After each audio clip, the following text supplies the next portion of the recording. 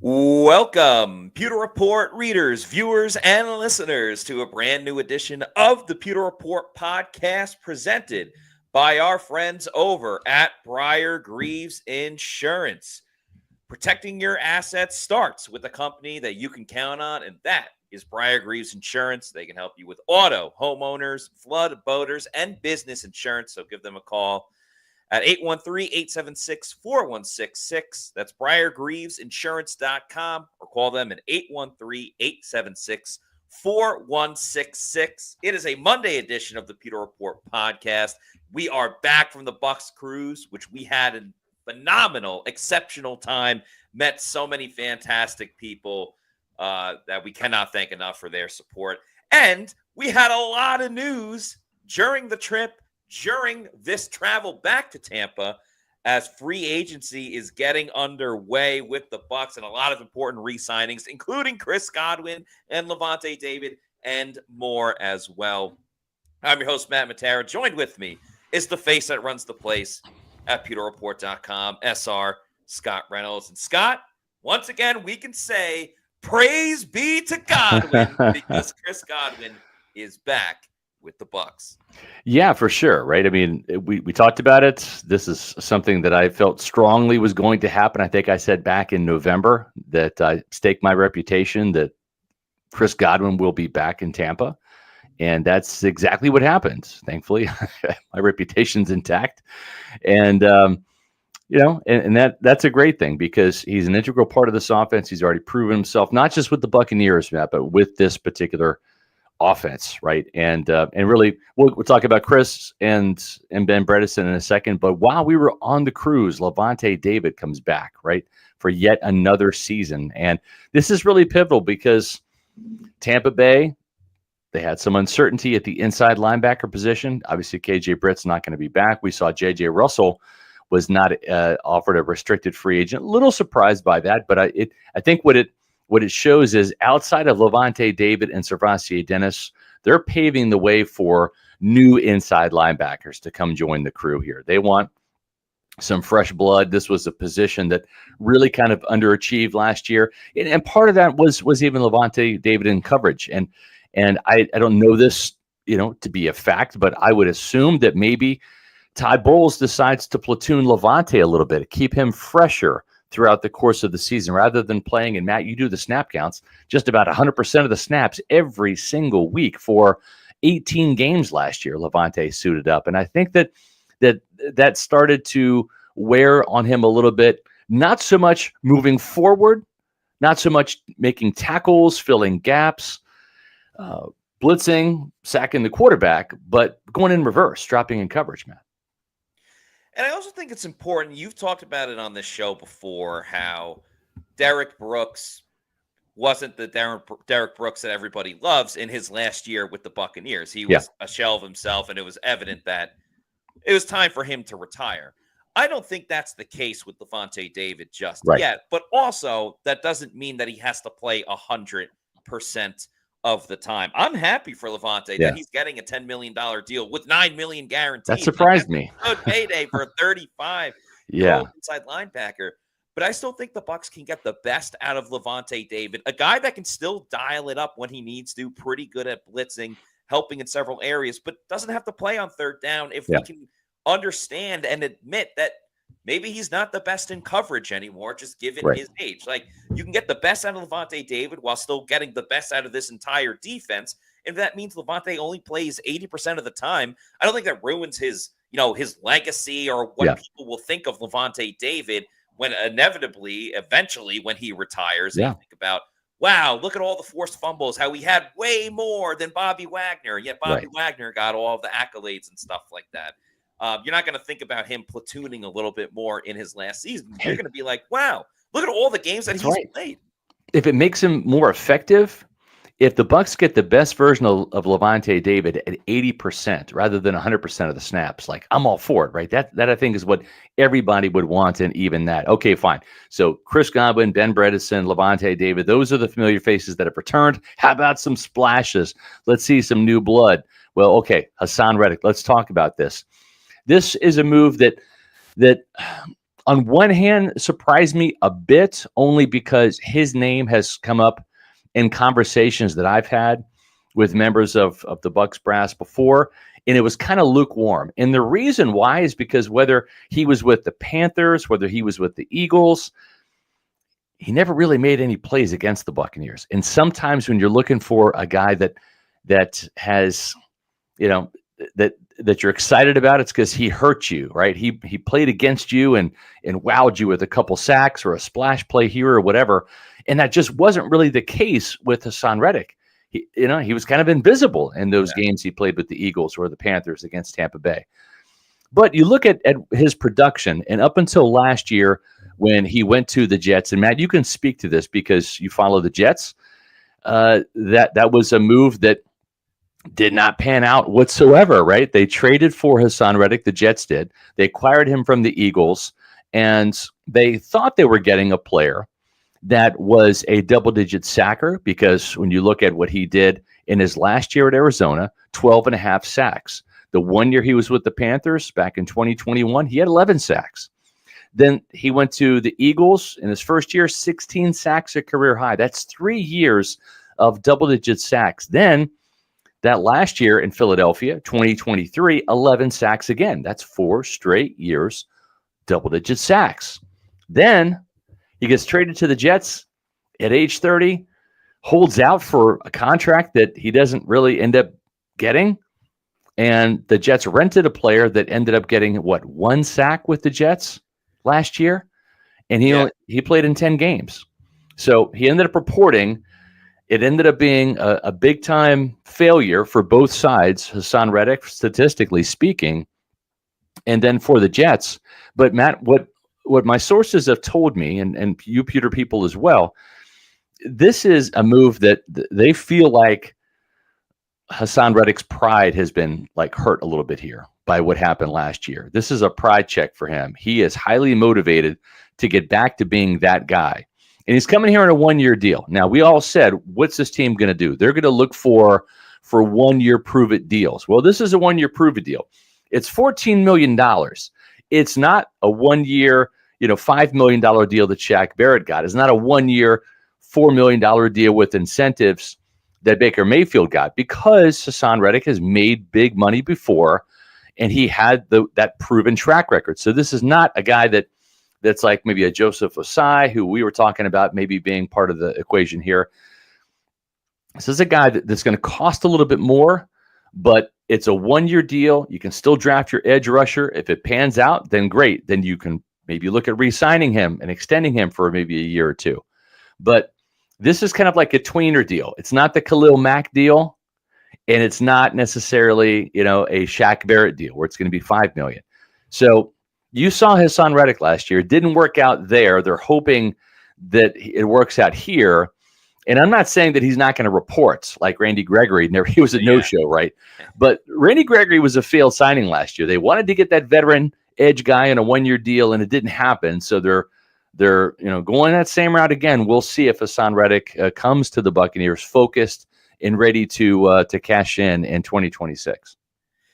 Yeah, I gotta say, when the news first broke about Haason Reddick signing with the Buccaneers, my initial thought was, okay, the Bucs are at least opening the gate and starting things out with going after an edge rusher and a proven commodity overall. But I wasn't entirely thrilled about it. There's no arguing that when Haason Reddick was on, he was fantastic. I mean, you want to talk about 12 and a half, 11, 16, and 11 sacks from 2020 to the 2023 season. He had 1 year in 2020 with 6 forced fumbles. In 2022, he had 5 forced fumbles. So this is a guy that takes the ball away and fits the mantra of the ball hawks that Todd Bowles wants at every position. And Todd Bowles specified every position. Yes, he was talking about the draft, but this applies to free agency as well. Where I do worry is the fact that he did not that he's going to hold out with the Jets, with the Bucs, but he said to the Jets, okay, I will play under this contract. And then as soon as he got there, said, you know what, I changed my mind. Yeah.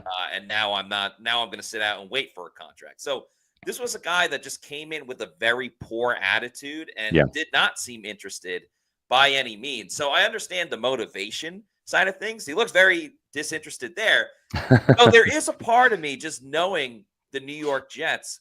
Did Haason Reddick just get snake bitten by playing in the green and white or the black jersey that you see in there? Because, Aaron Rodgers, who knows where he's going to end up next? Look at Adams. Like it's where NFL careers go to die. Then he goes to the Jets, was pretty good up until getting injured, but then he goes to the Vikings and gets to an NFC Championship game. Yeah. Like, is it just going to the Jets ruins you, and then as soon as you leave, you're better? Look at Sam Darnold. Look at Geno Smith. They all found greener pastures after leaving the green.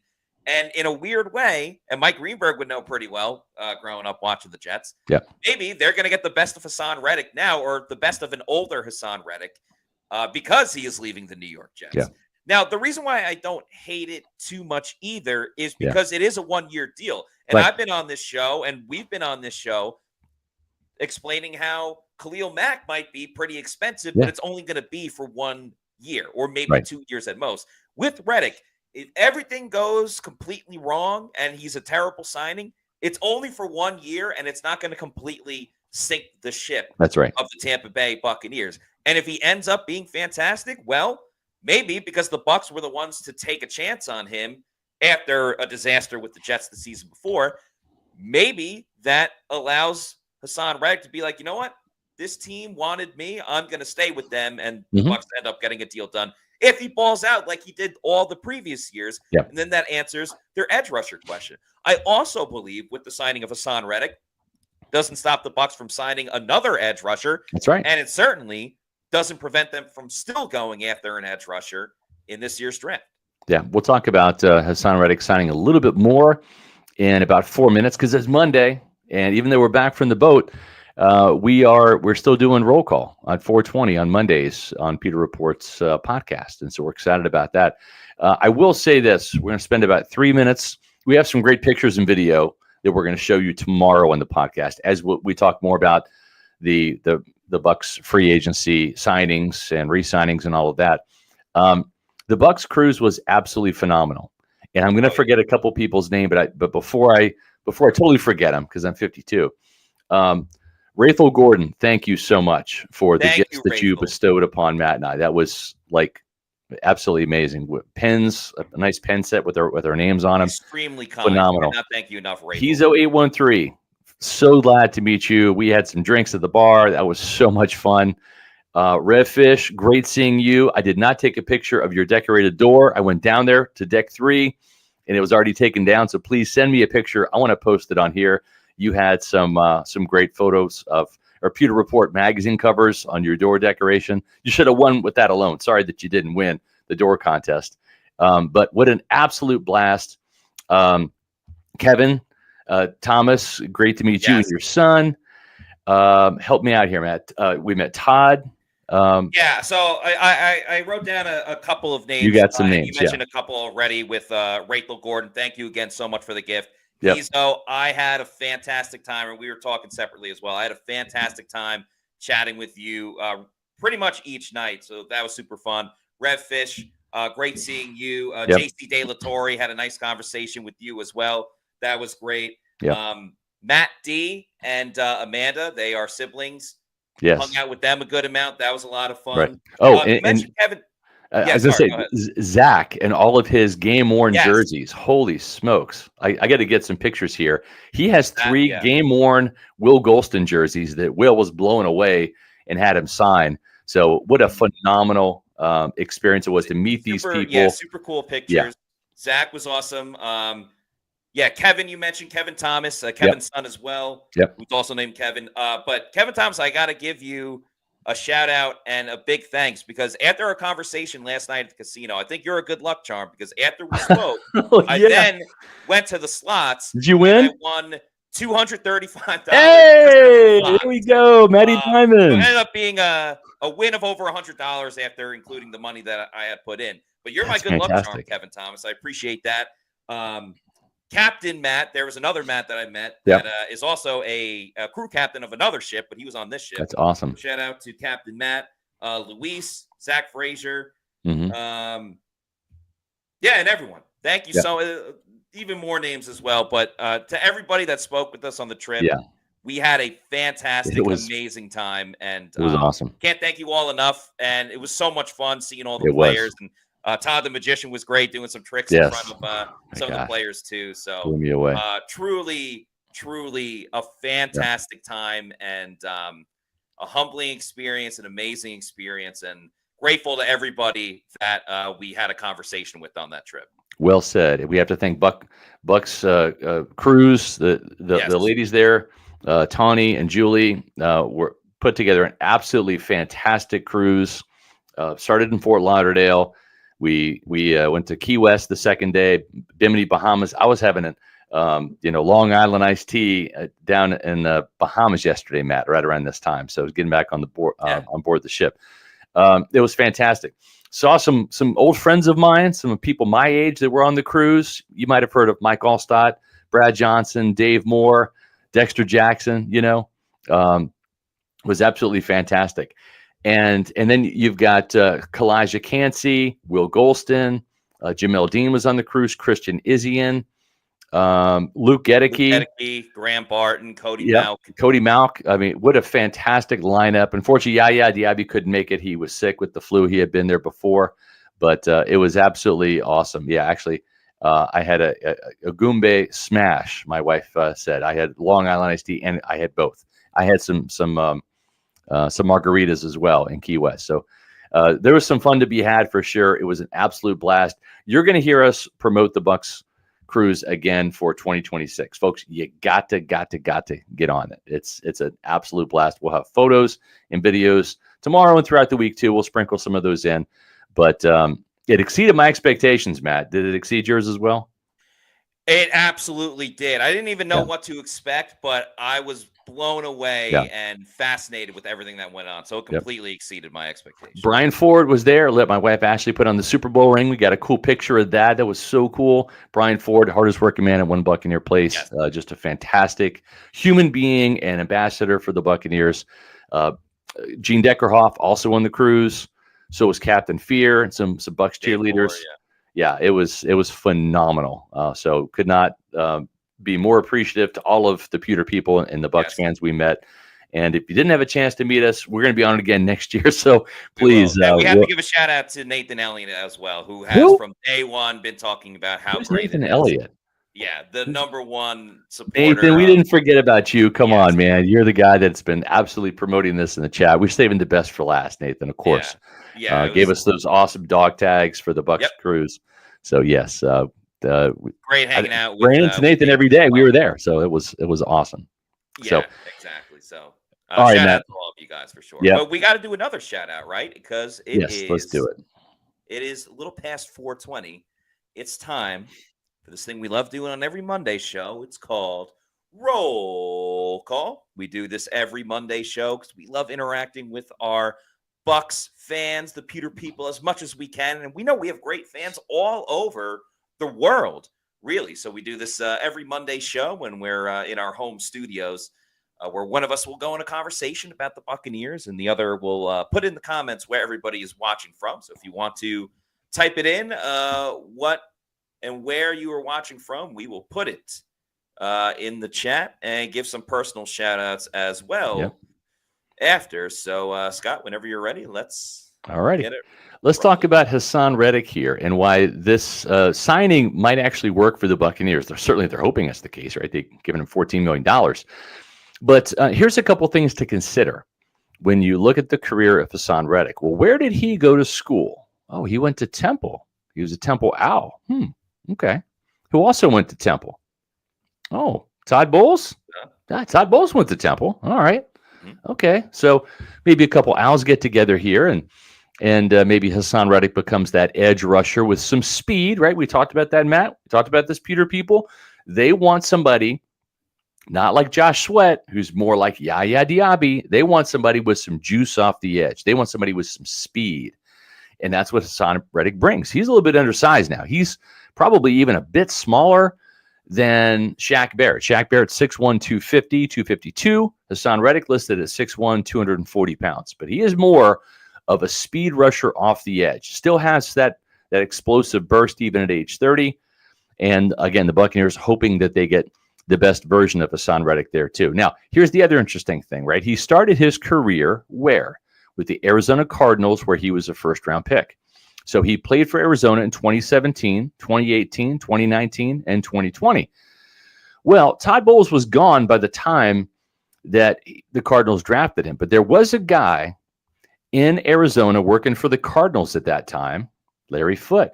Oh, so Larry Foote, who is the outside linebackers coach, who is the edge rushing coach now in Tampa Bay, going back to that spot where he coached guys like Shaq Barrett and Jason Pierre-Paul from 2019 to 2021. He's going to be coaching Haason Reddick, a player that he has had some experience coaching before. Not necessarily at the same position because Larry Foote was an inside linebackers coach with the Cardinals, but certainly has some experience with him. They're both on the defensive side of the ball, of course. So Larry Foote, having been up close and personal with Larry Foote and had that experience before, being on the same staff with the same team, and now you've got another guy who is also a Jersey guy. Todd Bowles, not just from Temple, but also from Elizabeth Town, New Jersey. And Haason Reddick is from Camden, New Jersey. All right, so you got a little Jersey connection. You got an Arizona Cardinals connection with Todd Bowles and Larry Foote, and then you also have the Temple connection back to Bowles. Well, the other thing is one of the guys that the Buccaneers interviewed formally and who we might just have as the first-round draft pick of our next Bucs mock draft, which will be coming out on Thursday, is Donovan Ezeraku, who's also a New Jersey guy. And he's from South Jersey, right around where Temple is. So wouldn't it be something, Matt? Because what did you say? You said Haason Reddick, 1-year deal, certainly gives the opportunity for the Buccaneers to go with another outside linebacker, a younger guy in the draft. Wouldn't it be interesting if they end up drafting Donovan Ezeraku and he learns and rotates with a guy like Haason Reddick, who's very similar body style, similar playing style, right? And then that Haason Reddick becomes the bridge guy for Donovan Ezeraku and maybe a mentor. I mean, there's 3 Jersey guys right in the room. Then you got Todd Bowles, you got Donovan Ezeraku, and you got Haason Reddick. So I'm just trying to connect some dots here and mapping out how this whole thing could work. So this signing makes more sense now than it did when I was driving back from Fort Lauderdale this afternoon and I heard about it. So it seems to me that this plan, if Haason Reddick does his part and shows up and shows out in the contract year, then to me, I think this could actually be a really good value signing, even at $14 million. It seems like a lot of money, but you're going to see some of these edge rushers, the Josh Sweats. Let's see what Josh comes in at, right? Let's see what Khalil Mack ends up coming in at. Khalil Mack's going to re-sign with the Chargers. And I think when the Buccaneers were kind of investigating the situation and they kind of sensed that Khalil Mack might be going back from, or I should say back to LA to re-sign with the Chargers, it looked like those reports that were coming out there, probably from the agent, right, to Jeremy Fowler from ESPN. Yeah, the Buccaneers are interested. Yeah, the Bears are interested, right? Well, what does that kind of conversation do? Drives the price up, creates more of a market, right? This is probably going to be Khalil Mack's last big deal. If he gets a 2-year deal, he's already 34. Can't see him playing much longer than 36, right? So probably this is the last hurrah contract for Khalil Mack. And you want to cash in, so you want to create some value there. Were the Buccaneers interested in Khalil Mack at the end of the day? I'm not sure. I'm sure they were doing their due diligence in that.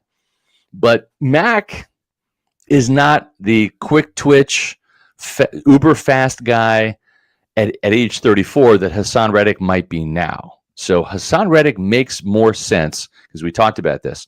Yaya Diaby, more like a Jason Pierre-Paul. They're looking for their Shaq Barrett. If you're trying to go back to the Super Bowl, you look at those bookend pass rushers they had with JPP and Shaq Barrett, 2 kind of contrasting styles that often met at the quarterback, and that's what they're looking for here is another type of Shaq Barrett that brings a little bit more speed and juice off the edge to complement Yaya Diaby's power, Matt. Right. And regardless of how I feel about the Haason Reddick deal or how others might as well, there's no arguing that the Bucs have made their bones hitting on some value signings, whether it's Shaq or even Baker was a value signing at the time when he was brought to the Buccaneers. You didn't know if it was going to work out, but you got him cheaper when other teams were going for quarterbacks. Wink, wink. The New Orleans Saints with Derek Carr. And who would you rather have, Baker Mayfield or Derek Carr? I think we all know that answer. So the Bucs are certainly getting a cheaper deal because of the fact that he had more of a down year a season ago. But I can already see the Bucs social media team putting a picture together saying Jersey Boys, and it's Ezeraku, Todd Poles, and Haason Reddick, or do something like Sopranos or Mafia themed. I think that would be fun to see as well. And if he is a bridge edge rusher for 1 year, all right, fine. Like, the Bucs defense, if it's going to be better this season, it's not going to be just because the edge rushers have figured it out. Right. It's going to be because they got better linebacker play. It's going to be because their corners were healthy and Antoine Winfield Jr. is healthy at safety. So they can still improve. And getting an edge rusher that, to your point, is different than what Yaya Diaby brings. And I think you already have that with Haason Reddick. Continuing to add to that and give different looks for the defense is most important. So while I'm not in love with the Haason Reddick move, it does make sense when you connect the dots. Yeah, and Josh Sweat, 4-year deal to the Cardinals. It looks like $19 million a year. Yeah. A lot of money. Yeah, $76.4 million, $41 million guaranteed. Yeah, I mean, I'm not knocking Josh Sweat. I just feel like Yaya Diaby can be like him, and I think that their styles are somewhat similar. So I do like the contrasting styles that he brings. You know, as Brian S. says here, we have some super chats we're going to get into, but this is right, still on target here. Reddick is the opposite of that man that Light preaches, decreasing sack production 3 years in a row. Shocked after last year with Randy Gregory, he went back to the scumbag well. He wanted more money, and I don't know that he's I wouldn't say he's a scumbag. Yeah, but scumbag's not the right word for contract negotiation. Right. Yeah, it just didn't go his way with the money type situation, right? And now, listen, Baker Mayfield had to, that was a humbling situation that he went through, right? Getting traded to Carolina, and then they cut him, and he goes and plays for the Rams, right? And then he comes to the Bucs. He was with 4 teams in 1 year. You go from being the face of the franchise to a journeyman like that, right? And I mean that's humbling. That's a humbling situation. Haason Reddick is known to be a sack guy. He wants to get paid like one of the top sack guys. This is his last chance. If he screws this up, he's done. He's not sniffing $14 million in 2026. He'd be lucky to sniff $4 million in 2026 because of the declining production, right? You've got, you go from 11 sacks in 2023 to 1 sack last year.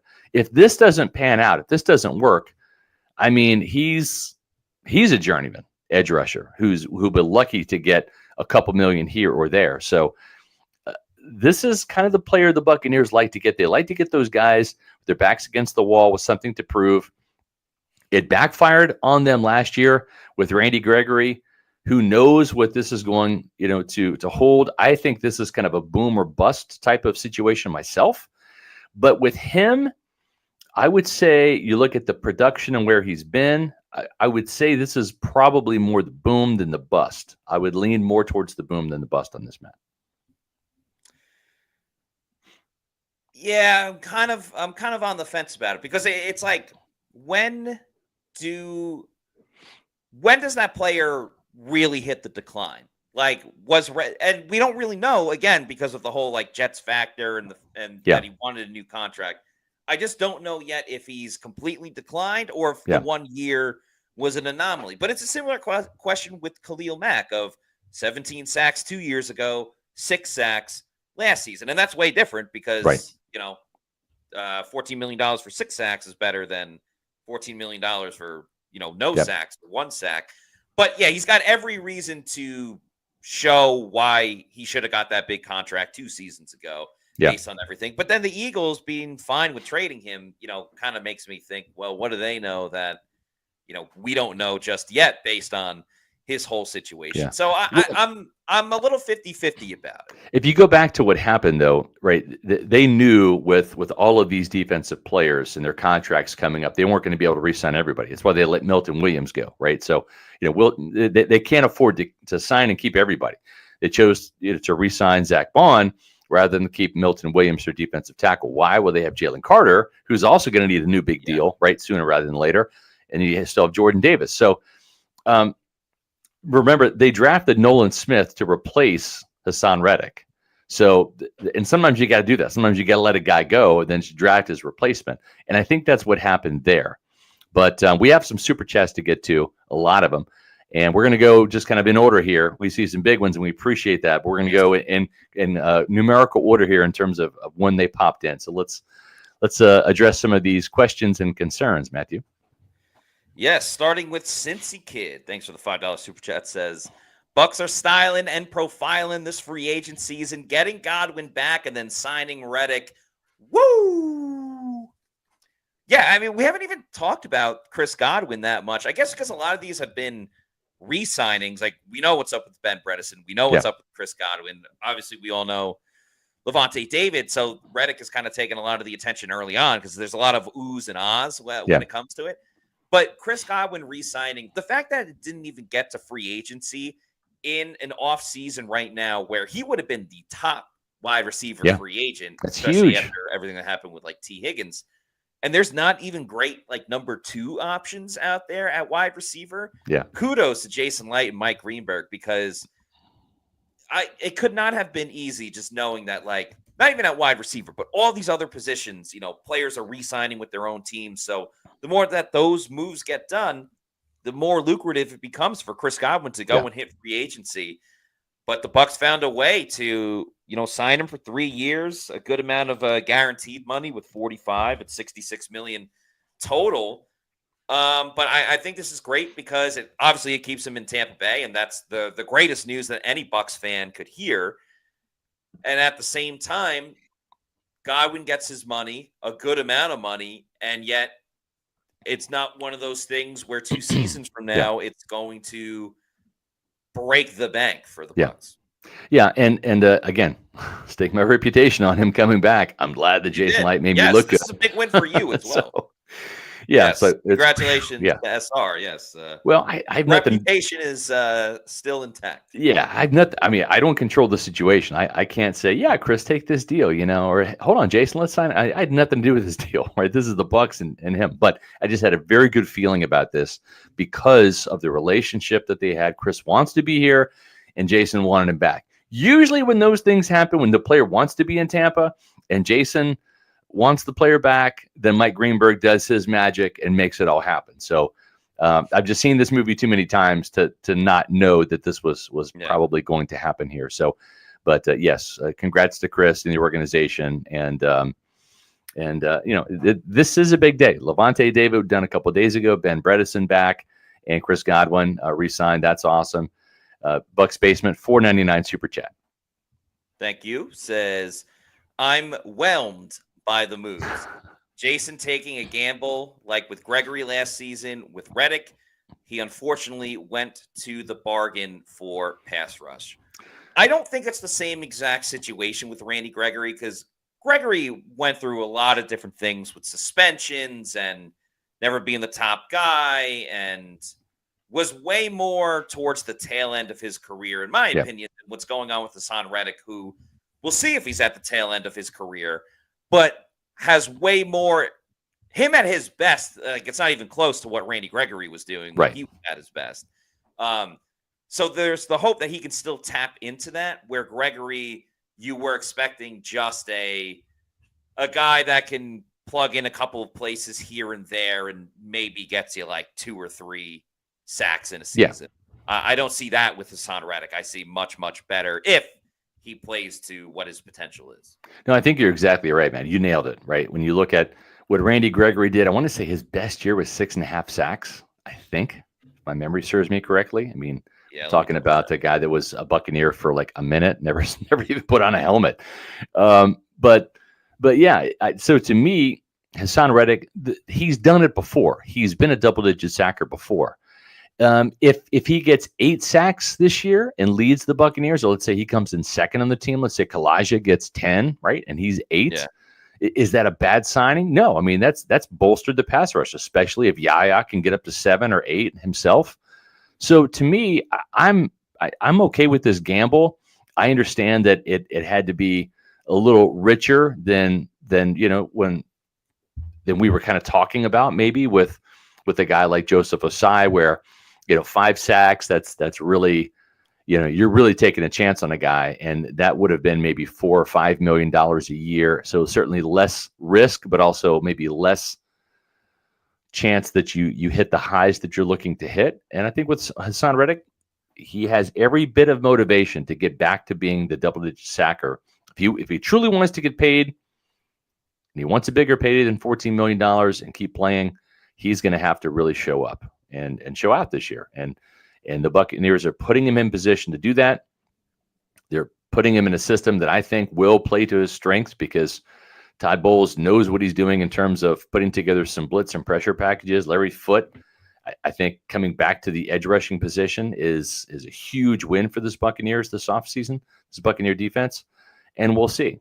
And it doesn't preclude the team from drafting another edge rusher either, because of the 1-year deal. Like we said, that's important. Speaking of drafting edge rushers, on Thursday night, that's right, we're having our new Bucs mock draft. That's version 3.0. That's going to be coming out on Thursday. That is Donovan Ezeraku.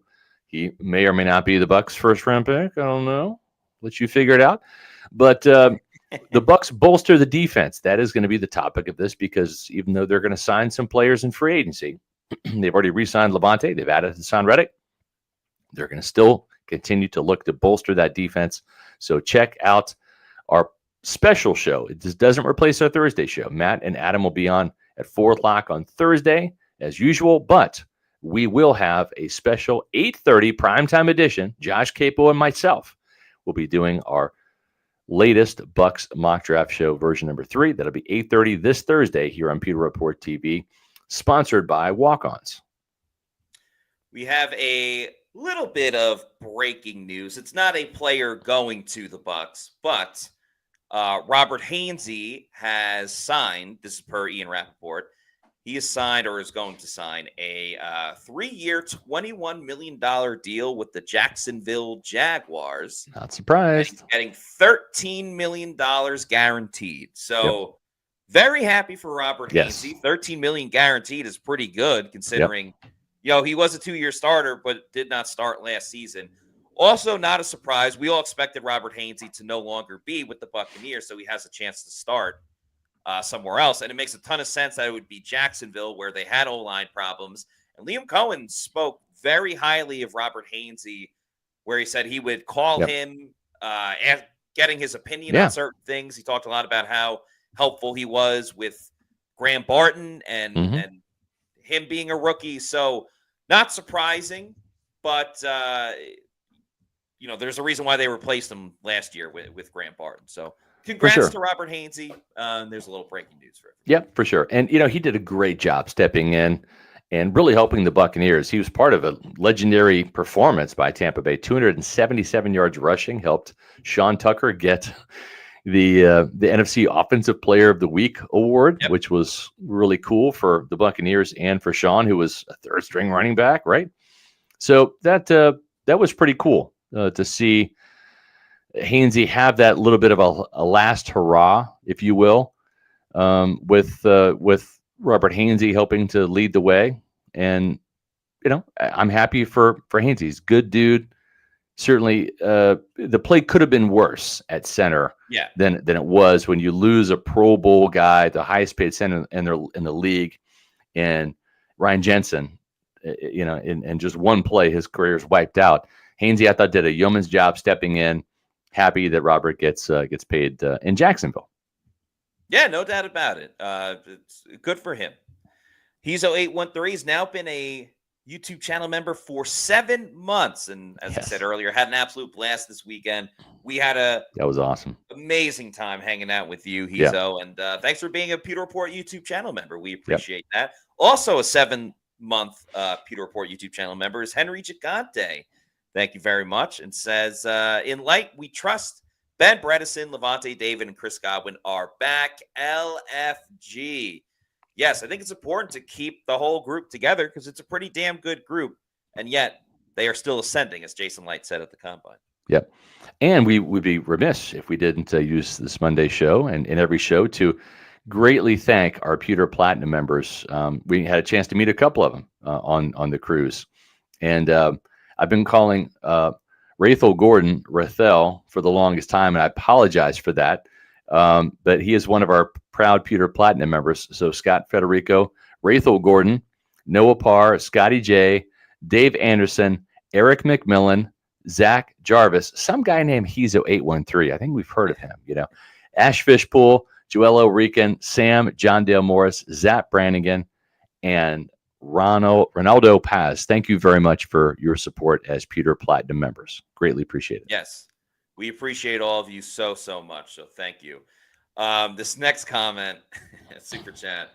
Yes. Another example why Jason Light is the best. Jonas Garay with the $1.99 super chat said, farewell to Samaje Perine, Bucs legend. Yeah. So if you don't know what that super chat is in reference to, there was a report that was quickly deleted saying that the Bucs had signed Samaje Perine to a 3-year deal worth $22 million. And then it was picked up by Dove Kleiman and other people. And Jason Light quote tweeted that and said, no, we did not. Yeah. Right in the middle of free agency and the legal tampering period, when everybody's trying to make deals and sign new players and re-sign players, Jason Light at least took a minute out of his day to refute reports about a running back signing by the Buccaneers. Samaje Perine is not going to the Buccaneers, at least not on that deal of 3 years, $22 million. So, Samaje Perine played the same amount of games and had the same amount of practices as Randy Gregory did. That's true. At least Randy signed his contract. Samaje Perine didn't even get a contract. He just got a tweet. That was all from Aaron Wilson. But it just goes to show you, if you do this long enough, and Aaron has done it for a very long time, you're going to end up being wrong at some point in time. I've had plenty of instances like that. Thankfully, it wasn't about Chris Godwin, but it comes with the territory. If you do this long enough, you will screw up at some point in time. So, but thanks to the power of Twitter or X, you can just hit the delete button and delete it within an hour. So, or edit it within an hour. You can do it anytime, but. Yeah, that's if Twitter and X is working. That's true. Yes. Yeah, come on, Elon.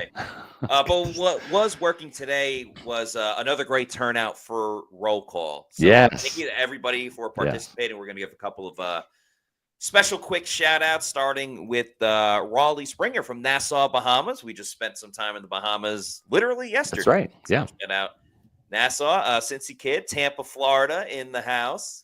Shaggy from sunny Illinois. D Huff, Tulsa, Oklahoma, probably a Baker Mayfield fan. One more shout out to Hezo813 watching in Lincoln, Florida. Keita Villain, Newark, New Jersey. A lot of New Jersey conversation earlier. That's right. On Reddick and Todd Bowles, and hopefully Donovan Ezeraku. Matt D from Titusville, Florida, someone that was on the Bucs cruise. Had a great time hanging out with you, Matt. Thanks for watching the show live. I know we were talking about you watching us live today. So shout out to you. Danny McMullen from Venice, Florida. Josh Lewis, Tucson, Arizona. Chris Sutherfield, Vitoria Espirito Santo, Brazil. So we have Brazil watching. Right. And we will close it out with HBK Wu, who says Middletown, Delaware, home of Chris Godwin. How fitting, how more fitting could it be to have someone from the hometown of Chris Godwin? We have one more. Julian Gagnon says, waiting for the breakdown from Phnom Penh, Cambodia. Yeah. LFG Bucs, Light does it again. Would love to see a trade down, though, and getting extra picks for this year or next. That is awesome. Cambodia. We have so much from Cambodia right now. That is awesome. I love seeing that. It is just as awesome as super chats, and we love those. And we'll continue on with a couple of super chats that we're so blessed to get from the Pewter people. And I think our next one might be Zach Jarvis. Yeah, here we go, Zach Jarvis. Yes, Zach Jarvis, now a YouTube channel member for 5 months. Thank you for all your support. Says, do you guys have any ideas who else we could sign potentially? Well, cornerback, right? We just saw one of the corners that Josh and I were fans of. Nate Hobbs. Yeah. Nate Hobbs just re-signed with the Raiders, and boy, did he get paid! Probably more than we thought. 4 years, $48 million deal, including $16 million guaranteed.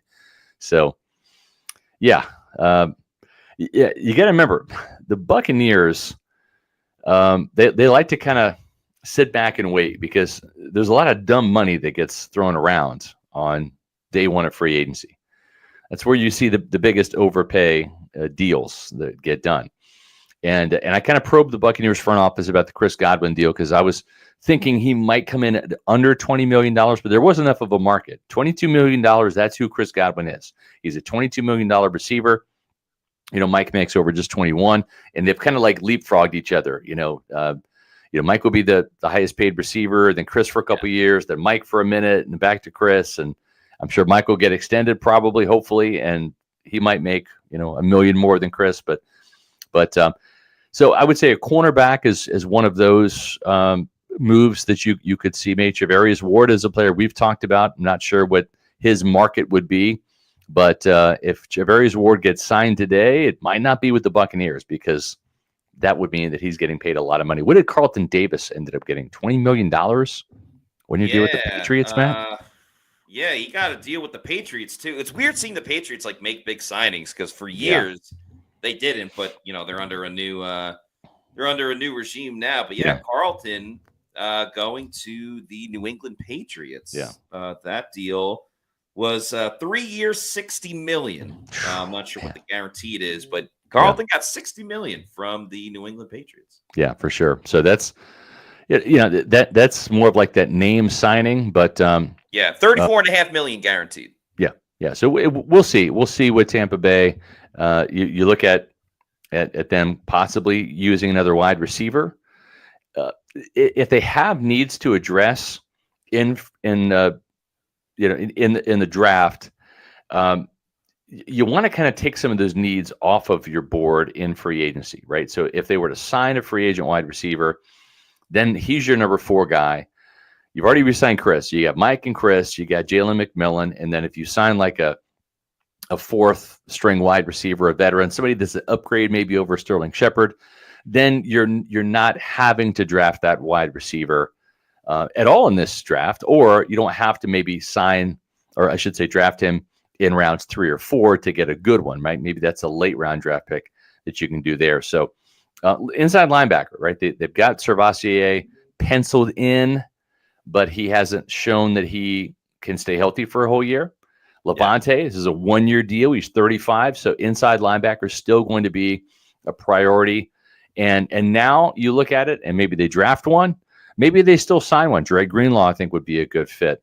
There's a couple of younger guys, Terrell Dobson, Sherwood from the Jets, Matt, that he re-signed with the Jets, so he's off the board. All right. So, but the inside linebacker is another position that they could take a look at as well. Divine Diablo is a player that kind of fits their athletic profile from the Raiders. He wouldn't come in and necessarily be a starter, but he's a very athletic guy. Could at worst help on special teams, but maybe you throw him into the mix, maybe a change of scenery, kind of elevates his game a little bit. But those are some positions right there.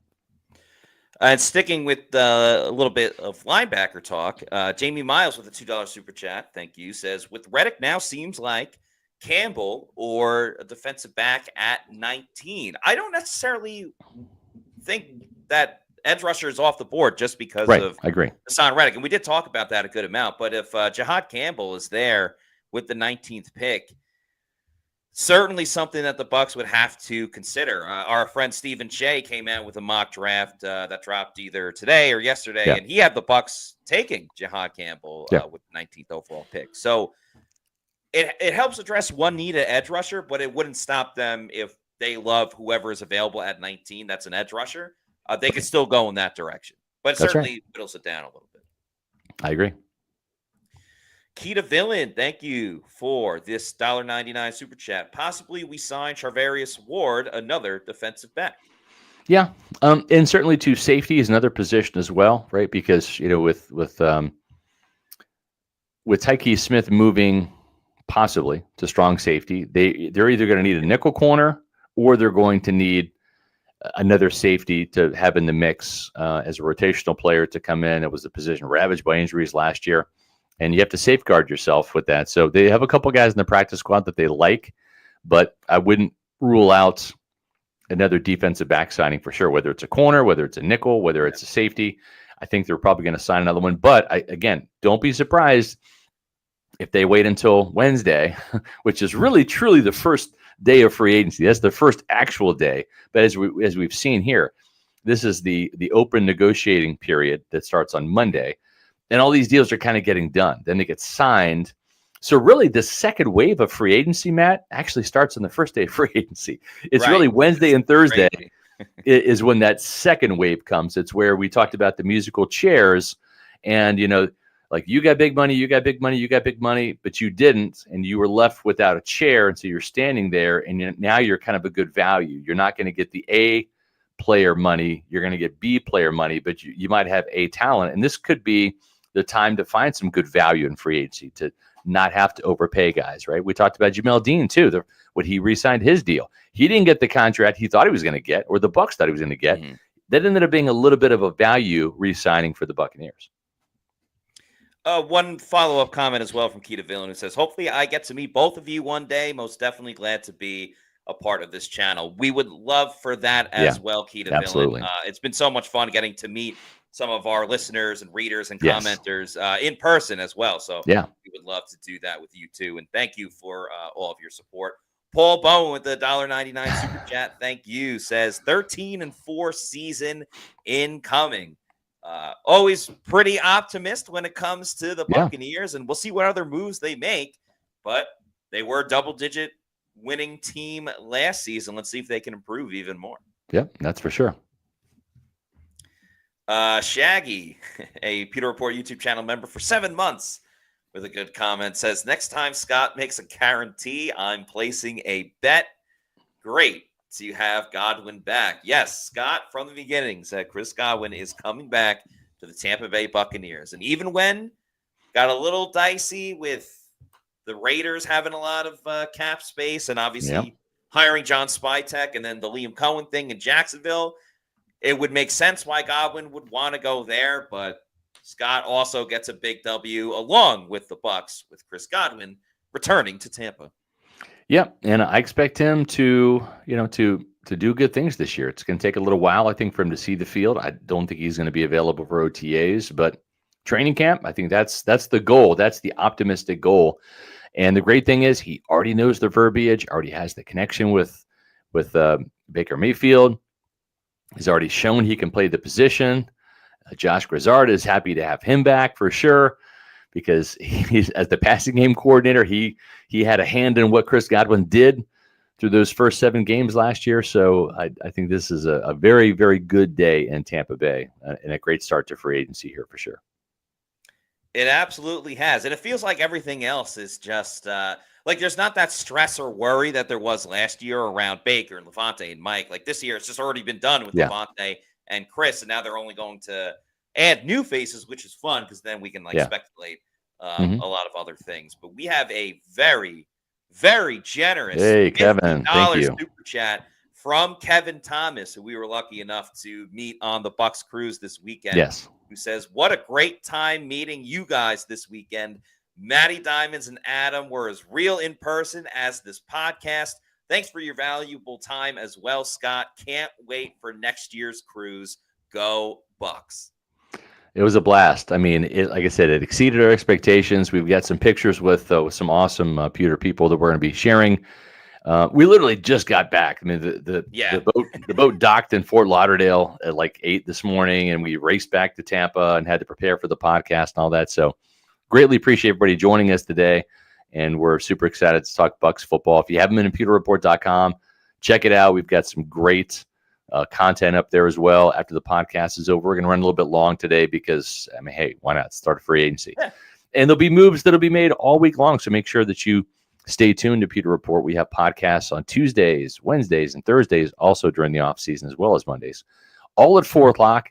And then don't forget, on Thursday night, special 8:30 primetime podcast. This is our mock draft number 3. And we're certainly excited to unveil that to you. Josh Capo and I working on it. And Bucs bolster the defense. And that'll be the 8:30 show presented by Walk-Ons. But yeah, Kevin, it was great meeting you and your son. Yes. And just super to have those conversations too with Bucs fans, to answer their questions, get a chance to and some of these guys have been with me. I think Kevin was one of them that were Buccaneer magazine subscribers back in the day. I know Mark Fisher was. We talked, hey, do you have that issue back in 1996? And I'm like, I got it somewhere in the archives. I'll find it. But it's just great to see the new Bucs fans as well as the old timers as well, and get a chance to meet everybody and really. I had a sensational time talking to Kevin, who said like he would get excited about the older players because those were the players that he grew up watching, and it was so cool just learning more about him and his family and how close his family is as well. And Kevin, I'm not sure if you heard me earlier on the show, but you were my good luck charm after we had our conversation last night.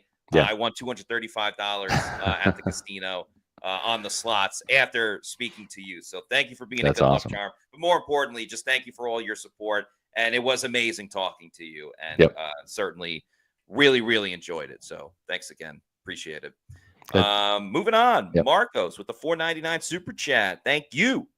Says, I think the value in Reddick is the experience. It might help Yaya's morale if having someone who's been there to fall back on and relieve the pressure. I think that can help a little bit. I mean, Yaya, I guess, sort of had that with Shaq, and JTS had been in the league beforehand, before Yaya, and was a first-round pick, and I think people expected a lot from him. But nobody's really outside of Shaq, but Shaq is a very different story, coming back from his injury and everything like that. As far as established pass rushers and credibility and stats when they were really balling out, Haason Reddick certainly fits that billing. Yeah, exactly. I totally agree. Another person that we had a great time talking to and meeting at the Bucs Cruise was Todd Pittner, who is an awesome magician and owes the mentalist type of tricks. I don't know how. I was guessing the number 52. He did some tricks to Bucs players as well. I know he impressed Kalijah Cansey. Yep. I have a video out there of Dexter Jackson seeing Todd perform a trick on someone else, and his reaction to seeing what the finale was super awesome. So Todd goes, they capture the magic with Matt and Scott. No kidding. Enjoyed meeting you both on the Bucs Cruise. Pewter Report rocks. Thank you, Todd. You were awesome to talk to. Thank you for your support. And enjoyed our conversations throughout the whole trip. I mean, it's like he asked me to write down the name of a person on a card. And I didn't give him the card back or anything. Like I kept the card. And I wrote the name down like in secret, like I'm like, writing like this. Yeah. And, and it was like the name just popped in my head. Kirk Miller, my sophomore year football coach, may he rest in peace. He's now passed on. Like I hadn't thought about Kirk Miller in a long time, but like I'm thinking, all right, if Todd's trying to read my mind, I'm going to go way back and just grab some random name. I'm like, Kirk, like write down Kirk. Okay. And he's like asking me a couple questions. And then he's like, I'm seeing like a double letter, like a double K. And I'm just like, what? And then he's like, oh, no, but he's injured, right? He's on IR, like KIRK. And my mind was blown. I mean, like, there's no way without him using like a Professor Charles Xavier or like a Jedi mind trick that he was able to fish that out of my head. But he did. So hats off to you, Todd. Blown away by your mentalist magician abilities. You were top notch, my friend. It was great to meet you and have you blow my mind and everybody in our proximity's mind. Hey, like, watch what he's about to do. And like, the more that the crowd of people that would was watch. cool. Yeah, it was really great to see. Payne Gusto has been a Pewter Report YouTube channel member for 7 months now. Thank you so much. He says nothing better than keeping the family together. Hashtag Absolutely. Not many teams have been better than keeping their own. If you go back to when they won the Super Bowl in 2020, keeping a lot of their guys the next season in 2021, and then what we've highlighted a lot on this show from the re-signings last year, and now this year already with Ben Bredeson, Lavonte David, and last but certainly not least, the headliner, Chris Godwin, all back with Tampa Bay, and of course the new signing, Haason Reddick, potentially starting edge rusher for the Bucs. We'll see what they do in the draft or what else they do in free agency. But the Bucs have been aggressive, making moves, even though most of them have been their own. It seems like they know that the Super Bowl window is open. Yeah, for sure. Christopher Oxentine from my old stomping grounds back in Overland Park, Kansas. Bredesen shows me that they don't believe any prospects in the draft or on the roster are going to be the starters for the next 2 seasons. Well, I will say this. You're signing Ben Bredeson, and he already has the chemistry and the continuity with Tristan Wirfs on one side and Graham Barton on the other, right? So he's already proven himself in this system and scheme, and he gives you that veteran presence. He can also play center too. So let's say, for example, and this is one thing Jerry Angelo, the former Bucs personnel maven way back in the Tony Dungy and Rich McKay era, when he helped build that Buccaneer team in the Tony Dungy era. This is what he told me. When you have a starter making starter money and a backup making backup money, it doesn't matter where they are in the depth chart, right? It's just for salary cap reasons, you can't have 2 starters making starter money, but one of them's the backup because that's just a waste of resources. So let's just say they re-signed Ben Bredeson and Elijah Klein beats him out, 6th-round pick from last year. Let's say that happens. That's okay, right? It doesn't mean that Ben Bredeson was a bad signing. It might just mean that they had a hidden gem in Elijah Klein, and he just rose to the occasion. So now Ben Bredeson is your high-paid backup guard, backup center. Like, that's not the worst thing in the world from a depth standpoint. You got a really, really good player who's already proven himself, who's a veteran as a depth guy. So they still like Elijah Klein, but what this is also a safeguard in case Elijah Klein isn't ready or isn't that guy as the 6th-round pick. They already have their starting guard. You always look to upgrade. The other thing, Christopher, what I'll say about this is, if you look at the guys where they have started and plugged in right away, it's been 1st-round pick Tristan Wirfs, 2nd-round pick Cody Mauch, 2nd-round pick Luke Gedicke, 1st-round pick Graham Barton, right? Right. The Buccaneers don't really want to draft another offensive lineman at 19 or in the 2nd round. They've got more pressing needs on defense. Doesn't mean they're not going to draft a guard. The right one's there, and he's the best player on the board. Let's say it's Tate Ratledge from Georgia, round 2. Mm-hmm. Maybe they pull the trigger, and then they say, okay, well, like, we're going to throw you in the mix too and see if you end up being that starting caliber guy with Ben Bredeson and Elijah Klein in the mix. But what this does is that I was going to say, Matt, this takes away the need for them having to go out and get a starting caliber guard in the draft. Right. They have an answer for starting guard. Yeah. The only thing is they may have a better answer. Yes. If Elijah Klein ends up, working out. And that's why it's important with these contracts and everything. The guaranteed money is the most important. That's right. More than anything else. Because if Elijah Klein ends up being a great player and ends up starting next season or even in 2 seasons from now, well, once all that guaranteed money is done with Ben Bredeson, he's probably not going to be there for the 3rd season if he's not the starter anymore. If he still is the starter, then, that's a heck of a deal for the Bucs and also for Ben Bredeson that wasn't making a lot of money before that, kind of shifting around from a couple of different teams. So it's a win-win for both people. For sure. Both entities in this case. Yep. Chuck Olson with another comment here. Factor the fact that he, meaning Haason Reddick, played in the Jets. Hot mess of a culture. He has the swag and will bring the heat. The culture is great in Tampa, right? Yes. And so I think this locker room is so tight now, the chemistry, the camaraderie, that I think he is going to assimilate well into this locker room. And again, he's got the familiarity with Larry Foote. He's got the Jersey connection with Todd Bowles, who's going to be, on his side of the ball. I think Haason Reddick is going to adapt to this locker room quite well. I think when you have kind of a mixed bag locker room, like maybe the Jets have had, then you have these little factions that can start, or you've got some guys swimming this way and other guys swimming that way, right? And you want everybody kind of swimming in the same direction, right? Like not upstream, downstream, all together. Yeah.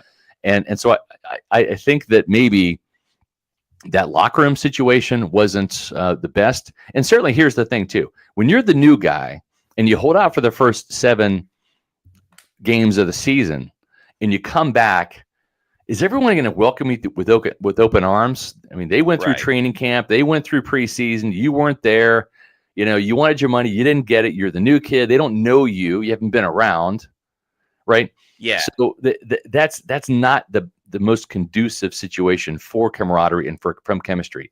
If he shows up on day one, hey, I signed the $14 million deal. I know what I'm getting myself into. I know this is my last chance to cash in 2026.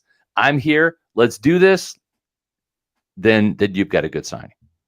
Yeah, it would have been way different if he was doing the holdout with the Eagles, who he was already on for the past couple of seasons. But yeah, that had to be pretty awkward in that situation. You also, going back to the chaos, like the Jets head coach got fired a couple of games into the season. I'm sure that caused even more of a divide at the time. So yeah, this would be a case where the grass would be greener for Haason Reddick going to another spot. And to get back, King Snake 316 says Scott dropped his nuts with that guarantee. That's what I do. Respect. Yeah, called your shot and nailed it. No doubt about it. Mark Fisher, going back to the offensive line conversation. Great seeing you, Rev Fish, on the trip as well. Says, do we have a trustworthy backup center? So funny you say that. At the combine, I believe it was Todd. It was either Todd or Jason, but I'm pretty sure it was Todd. Said that Elijah Klein, who we just spoke about a moment ago, has been taking some reps at center. That doesn't mean that he's going to start at center and they're moving Graham Barton to guard, which obviously they wouldn't do now with the signing of Ben Bredesen. It's just making Elijah Klein even more versatile. And remember, he played a little bit of goal in the preseason to help out in a situation where they didn't have enough guys ready. He plays guard. It could be a situation where he ends up being the best option as a backup center for this team if something happens to Graham Barton. And Barton missed 1 game last season, so they need someone to do the job. Maybe Elijah Klein will be it. Yep, exactly. Meets McGee, thank you for the $5 super chat. Says, I watched the LSU versus Alabama defensive game, and I'm not impressed with Jihad Campbell. Yeah, Jihad Campbell didn't wow me the way that Devin White wowed me at LSU, to be perfectly frank with you. I mean, we had Devin White as our first round draft pick for the Buccaneers in 4 out of our 5 mock drafts that year. With the first 2, and then we just decided to mix it up. We went with Josh Allen from Kentucky, the edge rusher, which probably might have been better in hindsight. And then we stuck with Devin for the last 2. So, but that was for a top 5 pick. Jihad Campbell, if he ends up being a Buccaneer, would be 19 or lower. Maybe they trade down and they still get him. He had 1 really good year. He had 66 tackles in 2023, an interception. He had 2 fumble recoveries, including a scoop and score, and half a sack. Last year, he kind of blew up. 117 tackles, 12 tackles for loss, 5 sacks, 1 interception, and a fumble recovery of 2 forced fumbles. So he's an ascending player. I don't know that he is necessarily a tremendous fit. I don't know that he has the I don't know. I just don't get the same vibe about Jihad Campbell that I did with Devin White. I think the team may like him. I don't know that they love him, but we'll see. We'll see how it plays out in the draft. Yeah, we shall see. Shaggy says, hit that like button. Yes, please hit the like button. It takes 2 seconds to do. And if you want to subscribe as well, that would be great. And Antonio Roman says, what's the deal with K. Dot? Anytime I see what's the deal, I have to do with Jerry Seinfeld. No doubt. But what's the deal with K. Dot? Yeah, it always reminds me of my absolute favorite Jerry Seinfeld joke. What's the deal with grape nuts? No grapes, no nuts. I don't get it. It's true. They should just call the cereal gravel because that's what it tastes like, not grapes or nuts. K-Dot probably will get a contract extension. There's no rush to do it, right? This is a contract year for him. I would expect him to do it. If I'm the Buccaneers, Matt, I'm waiting until after the draft. I don't know that you need to do it right now, per se. Maybe you want to get ahead of the tight end market, but I don't know. He and Luke Reddick, I think, are the two locks to get deals done this year ahead of their contract years. And Zion McCollum might be as well. Zion started off hot, and as Todd Bowles even alluded to, he didn't finish strong. He's got to be more consistent. And so we'll see. Those are the three guys that could get new deals this offseason. Cade is one of those. I think Cade does get a new deal. I'm just not sure the time, if it's going to be, before the draft in April or after the draft in May. We shall see.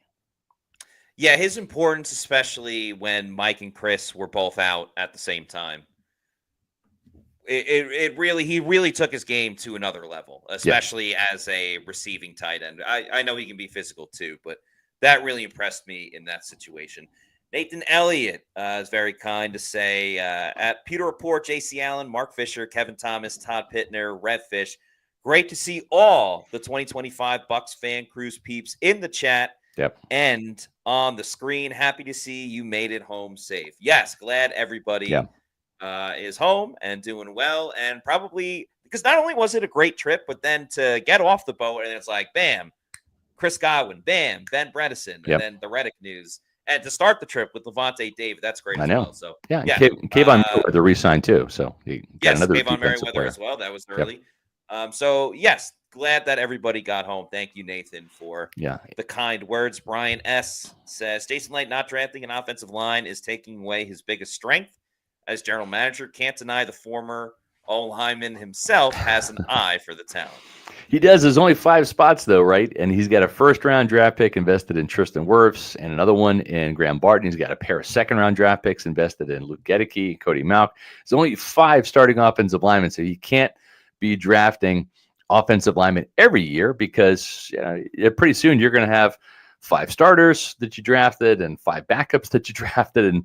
And so there's going to be a year or two where Jason just, he has to lay off the press, the offensive lineman draft button and leave that alone for a year. And that may be this year. We'll see how it all plays out. We've always said it's been going to be a defensive draft on tap. Speaking of draft and taps, there's a place to go where you can get some beer, and they've got a ton of beer to choose from, all your national brands, as well as some local flavors as well. And of course, that place I'm talking about is Walk-Ons. Game day at Walk-Ons is just different. And it starts with the way our teammates prep each dish from our scratch menu. No shortcuts. We are hand cutting every single mozzarella log straight from the block. Hand peeling, stuffing, and bacon wrapping each voodoo shrimp. Hand carving ribeyes for our steaks and po' boys. And hand slicing, then tossing our boneless wings and our house-made sauces. With wall-to-wall TVs and food like this, why would you want to watch anywhere else? That's game day. The Walk-Ons way. And speaking of mozzarella logs, you can get some free when you download the new Walk-Ons Rewards app. You can earn, save, and win with that. It's a free app to download and, of course, free to use. Just log in every time that you go there to Walk-Ons, and you can earn free food items or discounts on some of their awesome menu options. They're coming out with a brand new menu, too, which is fantastic. I'll tell you more about that later in the week. Make sure you try their wings, which are fantastic, with the Southern Bourbon Sauce, which is out for a limited time only, and it's fantastic.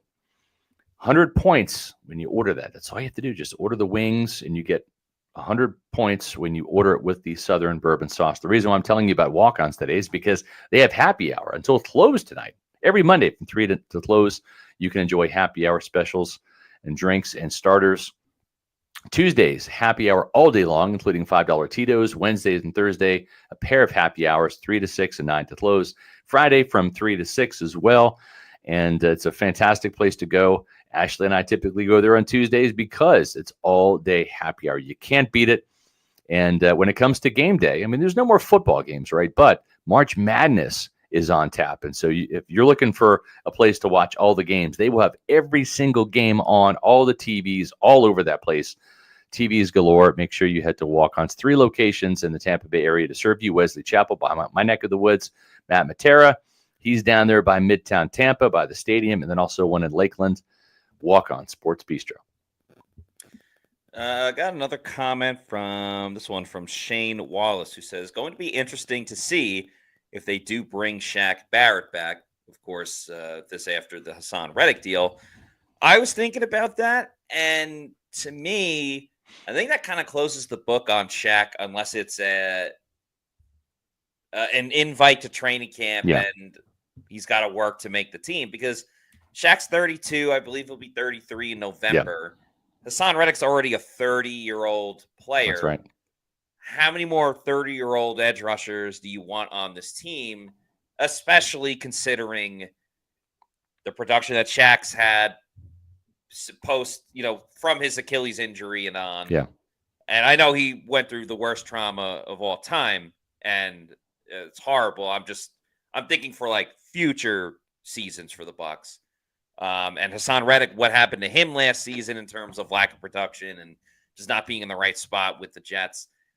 I don't know if you want to add both of that unless someone really knocks your socks off in training camp. It just, if anything, I think it'd be another in-season signing if there's other injuries, if Shaq doesn't latch on to any team.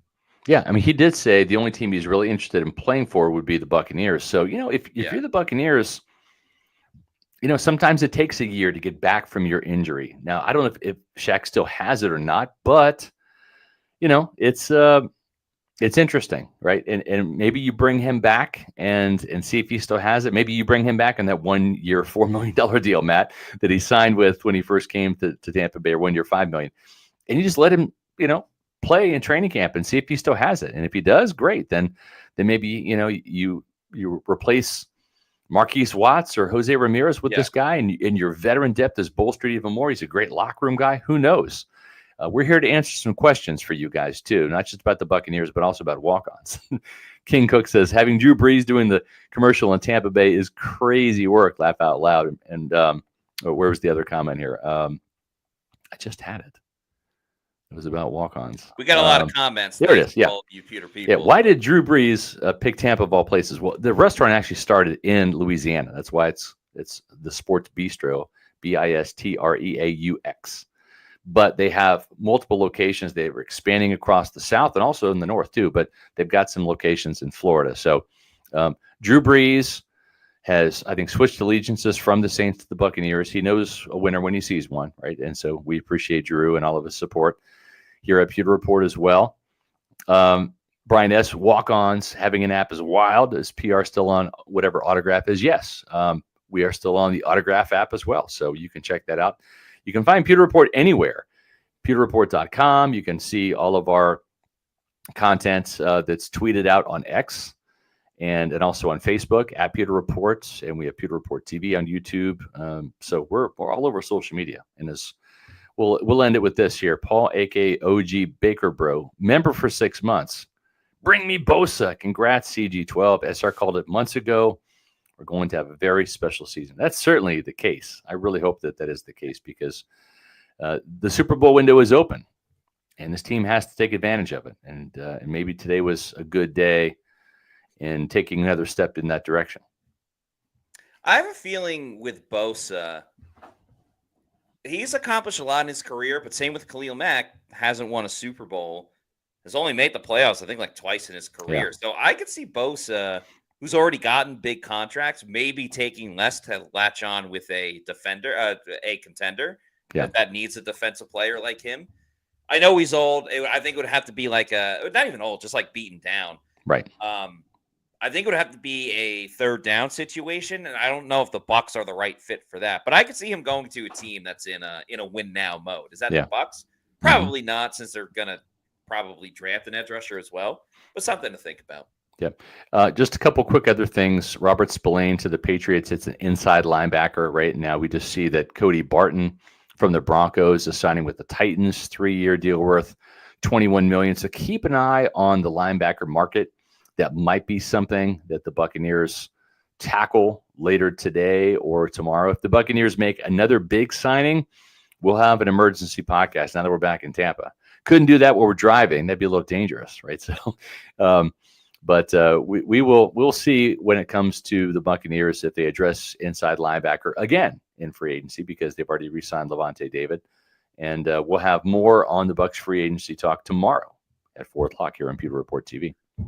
That's right. So in the meantime, if you are not already doing so, please like and subscribe to all of our social media on X, Facebook, and Instagram. We are at Pewter Report, and our YouTube channel is Pewter Report TV. So please like, subscribe. Like I said, leave a comment below, and that'll do it for us on today's show. So for Scott Reynolds, I'm Matt Matera saying thanks everybody for watching. We'll see you tomorrow at 4 p.m. for another edition of the Pewter Report podcast.